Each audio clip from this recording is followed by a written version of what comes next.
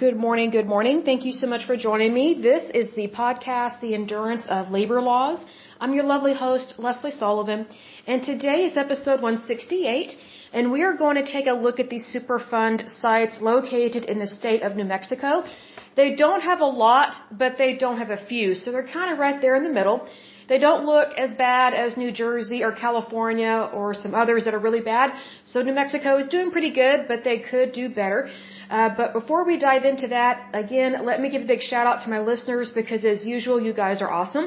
So big shout out to Oklahoma, California, Virginia, Texas, New York, Pennsylvania, British Columbia, Illinois, Oregon, West Virginia, Indiana, Georgia, Ohio, Massachusetts, Florida, Alabama, District of Columbia, Colorado, Minnesota, Washington, New Jersey, Rhode Island, Kansas, North Carolina, Nevada, Mississippi, Maryland, Michigan, Iowa, New Brunswick, Louisiana, Connecticut, and Manitoba. In terms of countries, Denmark, Japan, South Africa, Slovakia, the Netherlands, the United Kingdom, the Russian Federation, and the United States. Good to see all of you. Okay, so let's go ahead and dive into this puppy here because it is important. And it's also kind of neat to see how many each state has, how good or bad they are, and how quickly they are getting them cleaned up. So again, what we have been seeing, much to my surprise, and I really was surprised about this, the more liberal and Democrat voting states tend to be the worst of the worst. And you would think, considering how much they are in favor of the federal government and how high their taxes are, so meaning their taxes are really high, so the government, whether it is the state or federal government, is collecting a lot of money. So you would think that if the government is doing its job and doing it well, the more money they have, the more work they will get done. But that is not what is happening at all. So that's very unfortunate, and this is why we go over these things, to really put a spotlight on these different areas within the United States, because these are definitely things that we need to know as citizens. It doesn't matter whether you are Democrat, Republican, Independent, or whatever that fourth one is that's kind of weird. Was it libertarian or something? Not a fan of those. But anyway, just FYI, these are very important things to go over. It's not something to be nervous about because every single one of these things is fixable. You gotta look at it this way.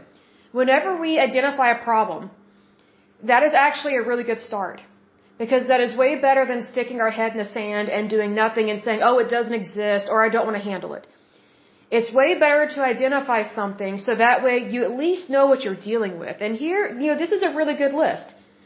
And so just FYI, again, if you're new to this podcast, thank you so much for listening in. We love you very much. Oh, FYI, do check us out on YouTube. We have a growing YouTube channel, so that's awesome there.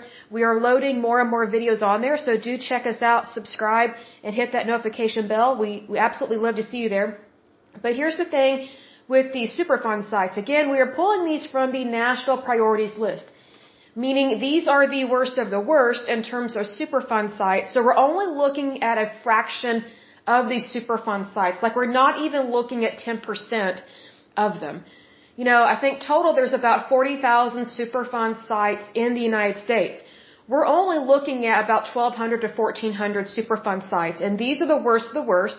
And this is why they were put on the National Priorities List. They were considered bad enough and hazardous enough that they were put on a priority list, but yet hardly any of these have been treated like a priority. And this is being run by the federal government via the EPA. So, needless to say, just because the government says they care, that doesn't mean that they are the best entity to handle these things. My personal opinion, again, is that all of these should be handled by the private sector. Maybe in conjunction with the EPA, but at this point the EPA has failed, unfortunately. And I do mean that sincerely because the EPA, I think it was founded for great reasons. I think it's a great federal agency. I just think it's gotten off track really bad. And it overspends millions upon millions upon millions of dollars. They're probably well into the billions and billions by now, considering how much waste and fraud takes place in this agency, but no one calls them out on it because it's the EPA. It's like, well, how could they do anything wrong? Anybody can mess things up. And see, here's the thing. There needs to be accountability here, and there is not. I'm surprised the Senate hasn't called out the EPA on this. I'm really surprised because the Senate and the Congress, I would say, they're supposed to be the watchdogs of these federal agencies. And that doesn't mean that all federal agencies are bad, because they're not. The majority of them are actually quite good, but it matters what they're doing and how they're doing it. That's the issue, because these federal agencies, they are to be held accountable by the American people. That's why we go over this stuff, and that's why, initially I start out this podcast by just looking at labor unions, and we will finish up the rest. We've already gone over the largest labor unions within the United States. Now we're looking at mid to small size ones, and then we will eventually get into independent labor unions. So we've already covered what I call the really large ones, or the big kahuna ones is what I call them. And so the more I research these labor unions, the more I realize they have connections to different federal agencies, because a lot of them are connected to the Democratic Party. So no wonder there's waste, fraud, and overspending. So needless to say, should we have federal agencies? Yes, of course, but not as many as what we have, and they are not being run very well. It's one thing if you have a well-oiled machine. It's one thing if it's going really well, everything is working extremely well, and they are getting the job done, and they're doing it well. Here's the thing, almost every single federal agency at this point in time is not being run right. And technically, this is probably going to ruffle some feathers, so don't be drinking a lot of caffeine right now, considering what I'm about to say.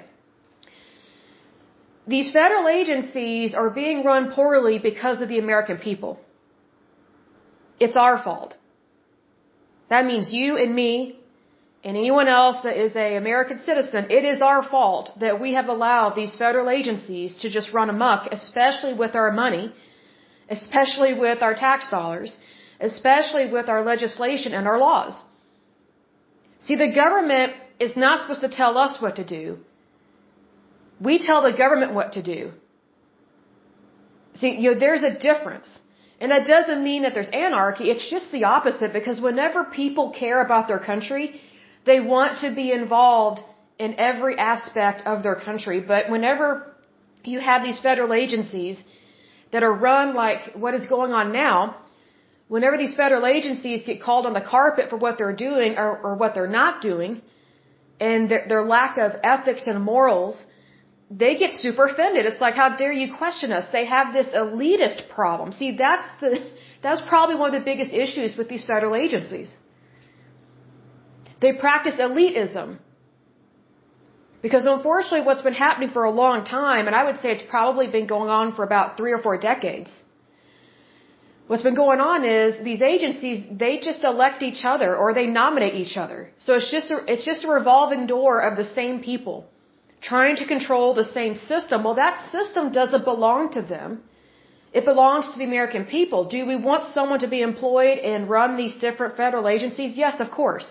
But they need to be pro-America first. They need to value our country first. They need to at least believe in the Constitution of the United States. A lot of these federal agencies are being run by bureaucratic paper pushers. They're just professional paper pushers that don't really get a lot done. The EPA is a perfect example of this. Again, it was founded for great reasons.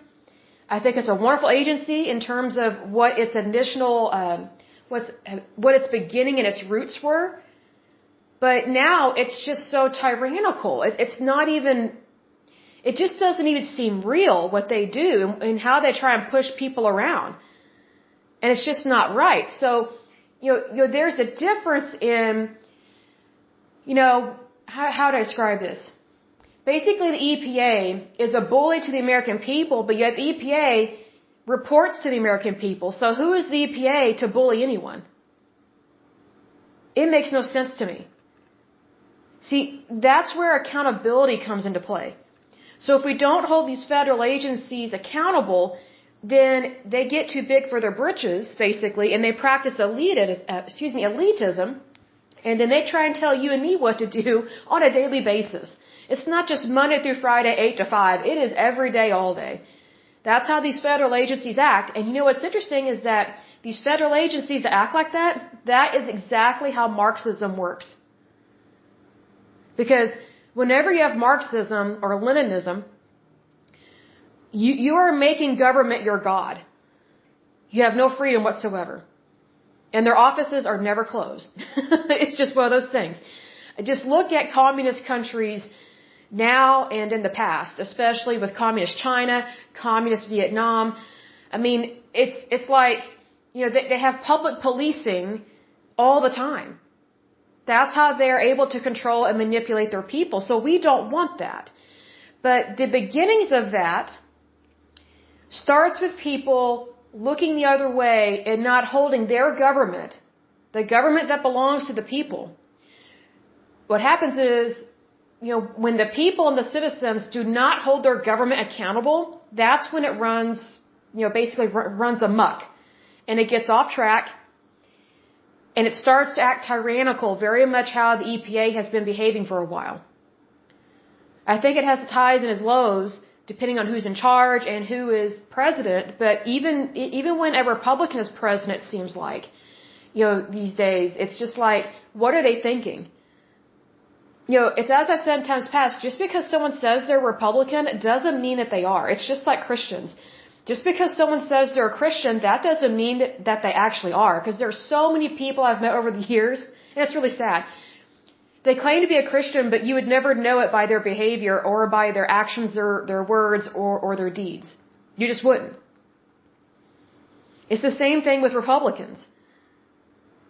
At least Democrats and liberals, you can tell they're Democrat or liberal. I mean, it is blatantly obvious. But Republicans, it's like, oh yeah, I'm Republican, but they don't act like it.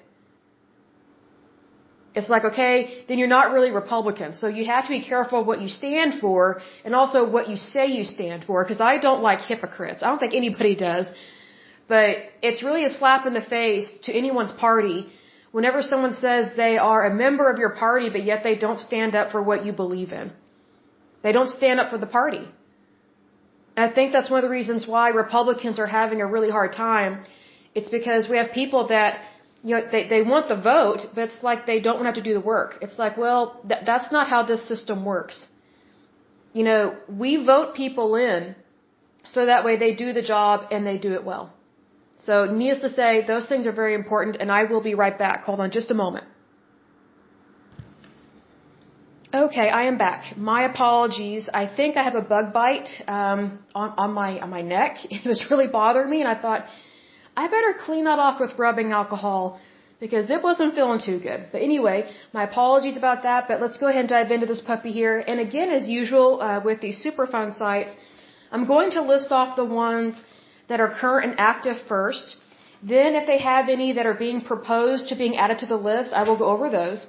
And then we will close with the ones that have been cleaned up and good to go and they have been deleted from the national priorities list. And I will let you know whether or not they really have been deleted, because there's some that, now I got the hiccups.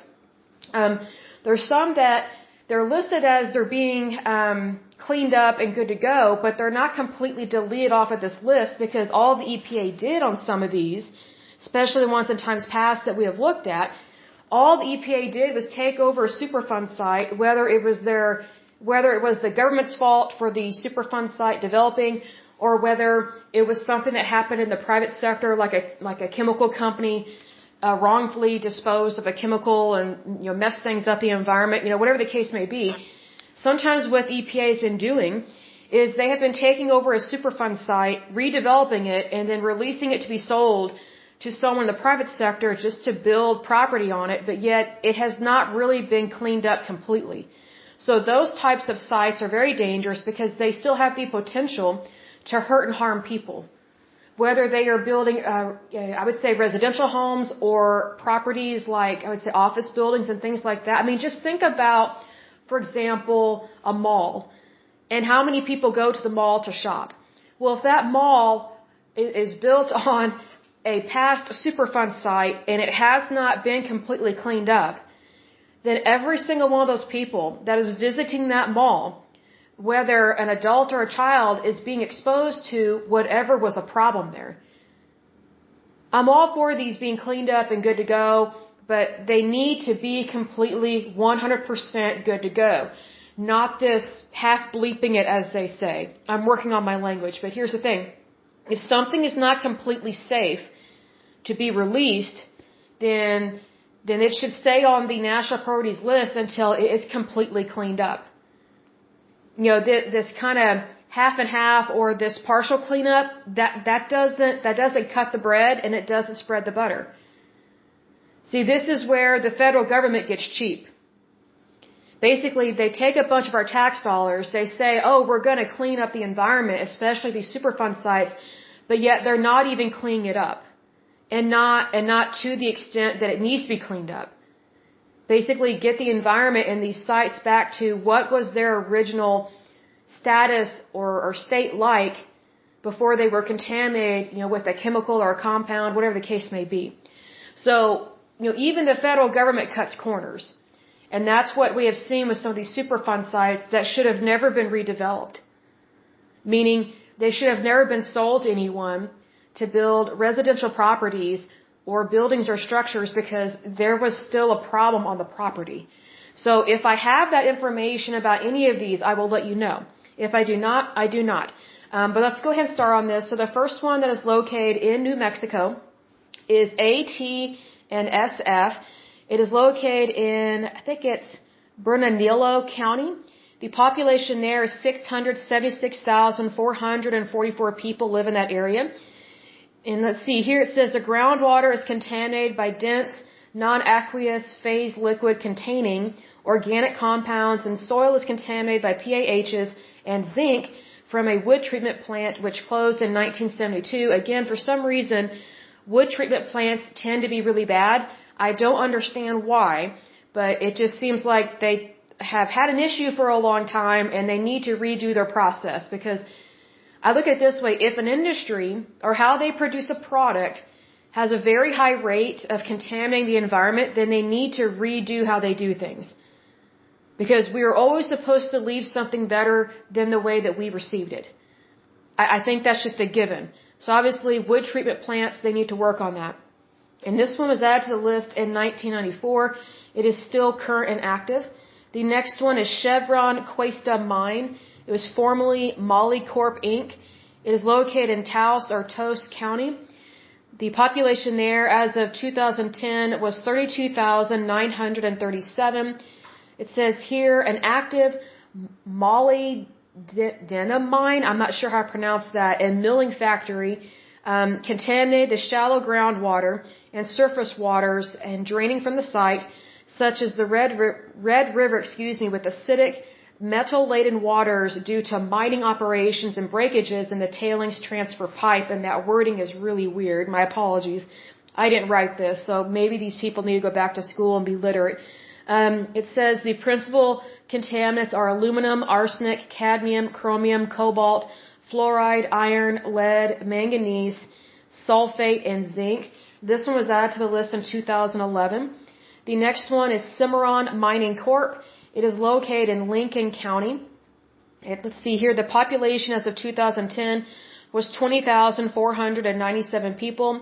The groundwater is contaminated by inorganic compounds, including cyanides and lead.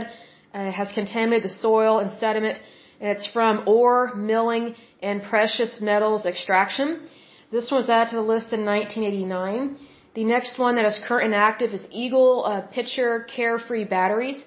It is located in, I think that's Socorro County. The population there as of 2010 was 17,866. It says the groundwater is contaminated with TCE and DCE, and the soil is contaminated by lead, chromium, and cadmium from a former electronics and battery manufacturer and municipal landfill. Oh, this is really bad. So not only was this one caused by a company, but it was even made worse by a municipal landfill. This one's not good. This one was added to the list in 2007. The next one is Fruit Avenue Plume. It is located in Bernalillo County. Let's see here, it says TCE has contaminated the groundwater, possibly from a former dry cleaning operation. It says here their aquifer provides drinking water to Albuquerque, so obviously this one's really bad because it affects the water supply. This one was added to the list in 1999. The next one that is current and active is Grant's Chlorinated Solvents Plume. It is located in Cibola. Let's see here. The county has, as of 2010, 27,213 people living in that area. The groundwater is contaminated by PCE, with the possibility of vapor intrusion in buildings. Oh, that's not good. This one has been on the list since 2004. The next one that is current and active is Griggs and Walnut Groundwater Plume. It is located in Donna, Anna County. Let's see here. The population as of 2020 is 219,561 people living in that area. The groundwater, including that drawn by municipal wells, is contaminated by PCE, so that's a concern there because it affects the municipal water supply. This one was added to the list in 2001. The next one that is current and active is Homestake Mining Company. It is also located in Cibola. Let's see, the groundwater is contaminated by radium-226, selenium, uranium, and radon from alkaline tailings from a uranium ore milling. This was added to the list in 1983. The next one that is current and active is Jack Pile, I think that's Poguate Uranium Mine. It is also located in Cibola. It doesn't tell me what the issue is, but it was added to the list in 2013. The next one that is current and active is Leah and West 2nd Street. It is located in Chaves County. The population there as of 2019 was 64,615 people. The soil and groundwater are contaminated by PCE, TCE, and DCE, so a lot of these. This one was added to the list in 2016. The next one that is current and active is Lee Acres Landfill. Again, it is a landfill, so it's going to be bad. And let's see, trying to figure out what is this one. This one was caused by the United States Department of Interior. I'm surprised by this, but at least they're owning it. This one is located in San Juan County. The population there as of 2020 is 121,661 people. The groundwater is contaminated by high concentrations of manganese and lower concentrations of nickel and VOCs, including PCE, and its decomposition products. This one was added to the list in 1990. The next one that is current and active is McGaffey and Main Ground Water Plume. It is also located in Chaves. Let's see here. The groundwater is contaminated by PCE, believed to be from a former dry cleaning operation. Contamination has not affected the city water supply. Well, good luck with that. This one was added to the list in 2002. The next one that is current and active is North Railroad Avenue Plume. It is located in Rio Arriba, I think that's how you pronounce it, Rio Arriba County. As of 2010, the population was 40,246. The groundwater is contaminated by PCE. This one was added to the list in 1999. The next one that is current and active is Pruitt Abandoned Refinery. It is located in McKinley County. The population there as of 2020 is 71,367. Let's see, it says the petroleum sludges, that's a weird start. This is not written right. So I guess they have petroleum sludges. And the soil is contaminated by asbestos, lead, and polycyclic, how do you pronounce that? It's basically airborne. Polycyclic hydrocarbons. Aromatic. Sorry, I couldn't think of the right word. My apologies. This is so worded, so weird. That's like, my brain is getting stumped on these words because whoever wrote this is not doing this right. But anyway, because as I'm reading this, I'm having to reword it just for it to kind of make sense. And this sentence structure was so awful. I studied English when I was in college, so whenever someone's syntax and their sentences are not proper, my brain is having to reorganize and restructure their sentences, so it irritates me. But anyway, so their soil is contaminated by asbestos, lead, and polycyclic aromatic hydrocarbons, also known as PAHs, and the groundwater is contaminated by lead, benzene, toluene, I think it's ethylbenzene, and I can't pronounce this last word, I think it's xylenes, not sure how to pronounce that. This one was added to the list in 1990. The next one that is current and active is South Valley. It's located in Bernalillo. Let's see here. The groundwater is contaminated by VOCs. Let's see, private and municipal wells are affected, so that's really bad because that's their water supply, so not good there. This one was added to the list in 1983. The last one that is current and active is United Nuclear Corporation Church Rock. It is located in McKinley County. The groundwater is contaminated by acidic mill tailings, sulfate, thorium, radium, aluminum, ammonia, and iron from a former uranium ore milling operation. This one was added to the list in 1983. Okay, so let me scroll up and see. They don't have any that they are proposing to being added to the list, so that's good. So let's take a look and see the ones that they have cleaned up and are good to go, meaning these are no longer a problem, and they are no longer considered a toxic hazardous waste site in terms of Superfund sites. So the first one that was cleaned up and good to go is AT and SF in Curry County. That one was cleaned up and good to go as of 2003. The next one that is cleaned up and good to go is Cal West Metals. Let's see who caused that one. It's not telling me. Let's see here.